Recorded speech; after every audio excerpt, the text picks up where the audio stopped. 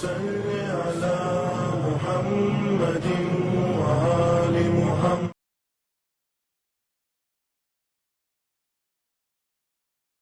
اعوذ باللہ من الشیطان اللعین الرجیم. بسم اللہ الرحمن الرحیم.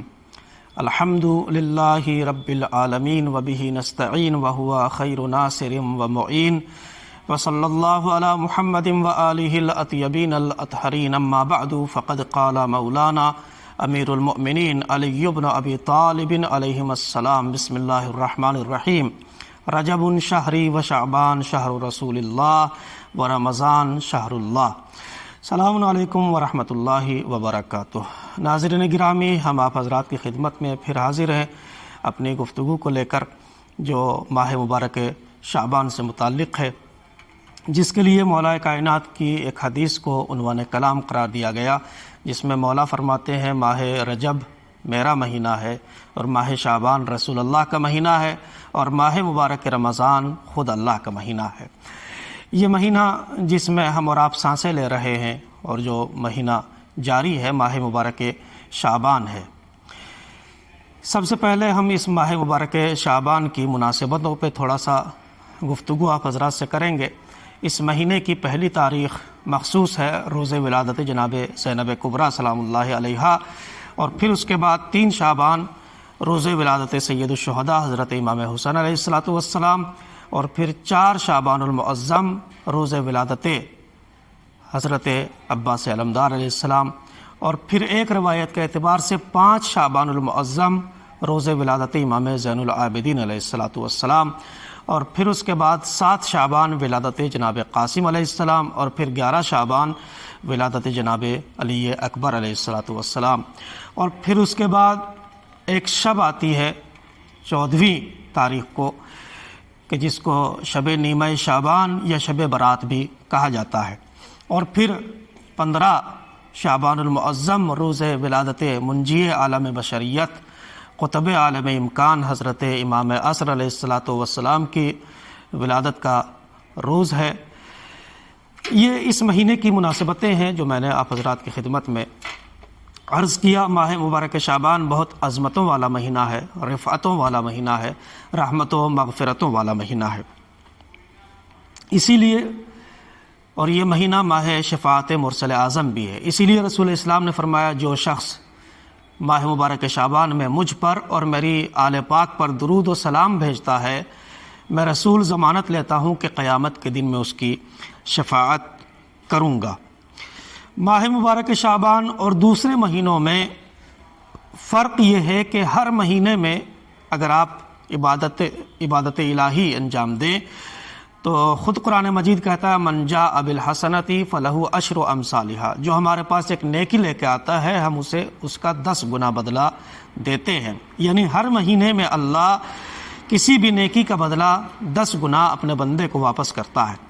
لیکن ماہ مبارک شعبان وہ عظمتوں والا مہینہ ہے کہ جس کے لیے روایات ہیں کہ اس مہینے میں 10 گنا نہیں دیا جاتا، بلکہ نیکی کا ثواب 70 گنا دیا جاتا ہے. آپ استغفار کریں یا نماز پڑھیں، یعنی ایک استغفار اتنا ہی درجہ رکھتا ہے جتنا 70 مرتبہ استغفار کرنے کا درجہ ہے. ایک نماز 70 نمازوں کے برابر ہے. یہی وجہ ہے اس مہینے میں استغفار مخصوص طریقے سے انسان کو کرنا چاہیے. ویسے تو استغفار کی کئی قسمیں ہیں. ایک قسم کہ جس کو ہم اور آپ بہت زیادہ پڑھتے ہیں اور ورد زبان رکھتے ہیں، خود نماز میں بھی یہی استغفار رکھا گیا ہے، استغفر اللہ ربی و اتوب الیہ. اور ایک استغفار اس طریقے سے ہے استغفر اللہ و اتوب الیہ. لیکن اس ماہ مبارک شعبان المعظم کا جو استغفار کا طریقہ ہے وہ کچھ اس طریقے سے ہے. انسان کو اس مہینے میں زیادہ سے زیادہ اس جملے کی اور اس استغفار کی تلاوت کرتے رہنا چاہیے. استغفر اللہ الذی لا الہ الا هو الرحمن الرحیم الحی القیوم و اتوب الیہ. اس کی تلاوت زیادہ سے زیادہ اس مہینے میں کرتے رہنا چاہیے تاکہ ہمیں اللہ 70 گنا عبادت کا ثواب عطا کر سکے. یہ مہینہ جس کو مولا کائنات نے رجب کو اپنا مہینہ کہا اور شعبان کو رسول اللہ کا مہینہ کہا اور رمضان کو خدا کا مہینہ کہا۔ یعنی اگر آپ تھوڑا سا اس پہ متوجہ ہوں تو اس طریقے سے کہا جا سکتا ہے کہ ماہ مبارک رجب ولایت و امامت کا مہینہ ہے، اور ماہ مبارک شعبان نبوت و رسالت کا مہینہ ہے، اور خود رمضان خدا کی توحید کا مہینہ ہے، وحدانیت کا مہینہ ہے۔ ایک مہینے کو مولا نے اپنی طرف منسوب کیا تاکہ میرے ماننے والے مجھ سے قریب ہو سکیں، نزدیک ہو سکیں۔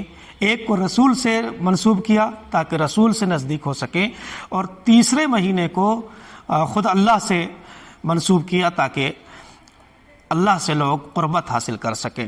لیکن اگر تھوڑا سا اس سے ہٹ کے بھی اگر آپ حضرات متوجہ ہوں تو اس طریقے سے بھی کہا جا سکتا ہے کہ ماہ مبارک رجب چونکہ ولایت و امامت کا مہینہ ہے، اور ماہ مبارک شعبان نبوت و رسالت کا مہینہ ہے، اور رمضان خدا کا مہینہ ہے، تو اس طریقے سے کہا جا سکتا ہے کہ یہ تینوں مہینے مل کے انسان کے کلمے کو مکمل کرتے ہیں اور کلمے کو کمپلیٹ کرتے ہیں۔ یعنی ان تینوں مہینے میں ہم سے مطالبہ یہ کیا جا رہا ہے کہ انسان کا عقیدہ ولایت بھی مضبوط ہونا چاہیے، اور عقیدہ رسالت بھی مضبوط ہونا چاہیے، اور اسی کے ساتھ ساتھ عقیدہ توحید بھی مضبوط ہونا چاہیے۔ اس مہینے پہ اگر آپ تھوڑا سا غور کریں تو خود حدیث میں ہے کہ اللہ اس مہینے کے لیے یعنی شعبان المعظم کے لیے فرماتا ہے، شعبان الذی حفظتہ منک، میں نے اس مہینے کو اپنی رحمت، اپنی مغفرت، اپنی خوشنودی اور اپنی رضوان سے پر کر دیا ہے، بھر دیا ہے کہ کون انسان اس مہینے میں کتنی رحمت حاصل کر پاتا ہے اور کتنی اپنے گناہوں کی مغفرت کرا پاتا ہے۔ اور رہی بات اس مہینے کے اعمال سے متعلق تو میں اولاً آپ کے خدمت میں یہ عرض کروں، اس مہینے کے اعمال دو قسم کے ہیں۔ ایک قسم ان اعمال کی ہے کہ جو انسان پورے مہینے میں کبھی بھی انجام دے سکتا ہے اور اس کو انجام دیتے رہنا چاہیے، بجا لانا چاہیے۔ لیکن کچھ اعمال وہ ہیں کہ جو ہر دن، ہر رات اور ہر تاریخ سے مخصوص ہیں۔ لہٰذا پہلے ہم ان اعمال کی بات کریں گے کہ جو انسان کو اس پورے مہینے میں انجام دینا چاہیے۔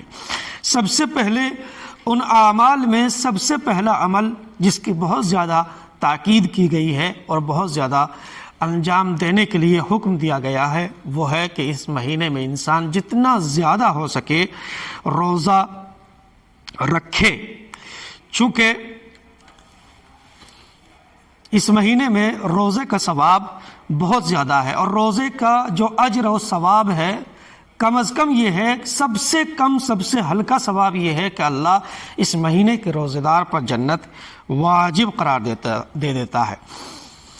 اس دنیا میں جس میں ہم اور آپ زندگی گزار رہے ہیں، اکثر لوگوں کی پریشانی اور اکثر لوگوں کا شکوہ یہ ہوتا ہے، مولانا مالی حالت خراب ہو گئی ہے، حالات اچھے نہیں ہیں، کاروبار میں برکت نہیں ہے، جاب چھوٹ گئی ہے۔ اسی لیے چھٹے امام نے اس کا ایک علاج بتایا ہے، اور چھٹے امام نے ایک نسخہ بتایا ہے۔ فرمایا سیام شہر رمضان ذخر للعابد یوم القیامہ۔ چھٹے امام فرماتے ہیں کہ ماہ مبارک رمضان کا روزہ اللہ کے عابد بندے کے لیے ایک ذخیرہ ہے، ایک ڈپوزٹ ہے کہ جو انسان کو صرف اور صرف قیامت کے دن دکھائی دے گا، اس سے پہلے کوئی دکھائی نہیں دے سکتا، قیامت کے دن اس کو دکھائی دے گا۔ یعنی مرو گے تب جا کے وہاں ماہ مبارک رمضان کا ثواب تمہیں ملے گا، اگر رکھا ہے تو ثواب ملے گا، نہیں رکھا ہے تو عذاب ملے گا۔ کیوں؟ اس لیے کہ ماہ مبارک رمضان کا روزہ ہر انسان کے لیے واجب ہے۔ لیکن مولا فرماتے ہیں وَمَا مِنْ عَبْدٍ يُكْسَرُ الصِّيَامِ فِي شَعْبَانَ، لیکن جو انسان ماہ مبارک شعبان میں اپنے آپ کو زیادہ سے زیادہ روزہ دار رکھے، یعنی اس مہینے میں زیادہ روزہ رکھے، تو پھر فرماتے ہیں مولا اصلح اللہ امر معیشتہ، خداوند عالم اس کے رزق و روزی کے تمام معاملات کو ٹھیک کر دے گا۔ ایک ثواب یہ ہے۔ دوسرا ثواب وَكَفَاهُ شَرَّ عَدُوِّهِ، ہر انسان کا اس دنیا میں کوئی نہ کوئی دشمن ہے، اور ہر انسان کو اپنے دشمن کا شر ستاتا رہتا ہے، اور انسان احساس کرتا رہتا ہے کہ نہ جانے کب میرا دشمن کہاں سے حملہ کر دے۔ اور پھر ایک دشمن جو ہر انسان کا ہے وہ ہے شیطان، جس کے لیے قرآن مجید کہتا ہے کہ یہ تمہارا کھلا ہوا دشمن ہے۔ لہٰذا مولا فرماتے ہیں وَكَفَاهُ شَرَّ عَدُوِّهِ، تم ماہ مبارک شعبان میں روزہ رکھو، اللہ اس روزے کے بدلے میں تمہارے دشمن سے تمہاری حفاظت کرے گا اور دشمن کے شر سے تم کو محفوظ رکھے گا۔ پھر اس کے بعد ایک روایت یہاں پہ میں اور عرض کرتا ہوں جو پانچویں امام سے روایت ہے۔ پانچویں امام انہی چھٹے امام سے ہے، اور چھٹے امام نے اپنے جد پانچویں امام سے، اور پانچویں امام نے اپنے جد سے، اور یہاں تک کہ پھر سلسلہ رسول اسلام تک پہنچ جاتا ہے۔ فرماتے ہیں چھٹے امام کے اس مہینے میں یعنی شعبان المعظم میں ایک دن روزہ رکھنے کا ثواب کیا ہے؟ فرماتے ہیں چھٹے امام کہ رسول اسلام نے فرمایا فمن صام یوما من شہری، جو میرے مہینے یعنی شعبان المعظم سے ایک دن کا روزہ رکھے، کنت شفیعہ یوم القیامہ، میں ایسے انسان کی روز قیامت شفاعت کروں گا۔ پھر فرماتے ومن صام یومین من شہری، جو شعبان میں 2 دن روزہ رکھے، فرماتے رسول اسلام غفر اللہ ذنبہ ما تقدم وما تأخر، ایسے انسان کے جو گناہ وہ کر چکا ہے 2 دن روزہ رکھنے کے بدلے میں وہ بھی معاف کر دی جاتے ہیں، اور جو اس کے بعد اس سے سرزد ہونے والے ہیں جن کو وہ انجام دینے والا ہے وہ بھی اس کے گناہ بخش دیے جاتے ہیں۔ پھر فرماتے ومن صام 3 ایام من شہری، اور جو انسان اس مہینے میں 3 دن روزہ رکھے، قیل لہ استأنف العمل، پھر ایسے انسان کے لیے 3 دن روزہ رکھنے والے کے لیے کہا جاتا ہے کہ تم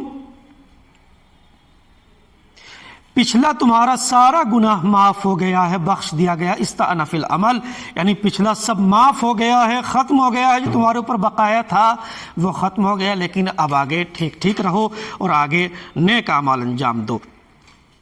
اور اس کے بعد کہا جاتا ہے ومن صام شہر شعبان یحفظ فرجہ ولسانہ، ایک انسان ایسا ہے کہ جس کا کنٹرول اپنی زبان پر نہیں ہے، اپنی جنسی خواہشات پر نہیں ہے۔ مثلا رات کو ہم سوئے اور یہ عہد کر کے سوئے اور یہ طے کر کے سوئے کہ کل صبح جب اٹھیں گے تو ہم کسی کی بات میں کوئی دخل اندازی نہیں کریں گے، یا میں آسان لفظوں میں کہوں کسی کی بات میں کوئی ٹانگ نہیں اڑائیں گے۔ اسی طریقے سے بعض گناہ انسان کی زبان سے تعلق رکھتے ہیں اور بعض گناہ انسان کی جنسی خواہشات سے تعلق رکھتے ہیں۔ اسی لیے رسول اسلام نے فرمایا ومن صام شہر شعبان یحفظ فرجہ ولسانہ، جو انسان اس مہینے شعبان میں مکمل مہینے روزے رکھے گا، اللہ اسے اس کی زبانی گناہ سے بھی محفوظ رکھے گا اور اس کی جنسی خواہشات کے گناہوں سے بھی محفوظ رکھے گا۔ یہ مہینہ جس میں ہم اور آپ سانسیں لے رہے ہیں، پھر اس کے بعد فرمایا رسول اسلام نے وَأَدْخَلَهُ دار القرار، اور پھر ایسے انسان کے لیے بہشت کو واجب قرار دے دیتا ہے اور اس کو دوزخ کی آگ سے آزادی عطا کر دیتا ہے۔ وَقَبِلَ شَفَاعَتَهُ، اور پھر اللہ اس کی شفاعت کو قبول کرتا ہے۔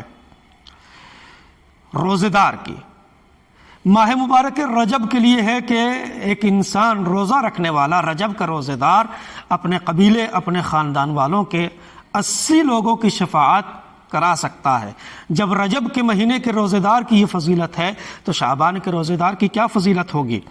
فرماتے ہیں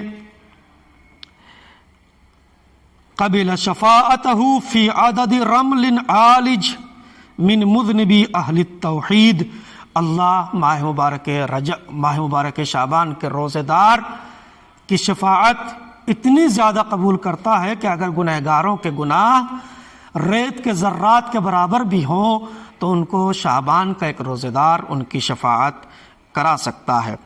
یعنی ایک روزے دار اگر چاہے تو اپنے ساتھ ساتھ اپنی پوری بستی کو، اپنے پورے خاندان کو بھی اللہ کے گناہ سے بچا سکتا ہے اور ان کے گناہوں کی مغفرت کرا سکتا ہے۔ پروردگار ہمیں اس مہینے میں زیادہ سے زیادہ اپنی عبادت، اطاعت اور دعا اور مناجات کی توفیق عنایت فرما۔ وآخر دعوانا ان الحمد للہ رب العالمین، والسلام علیکم ورحمۃ اللہ وبرکاتہ۔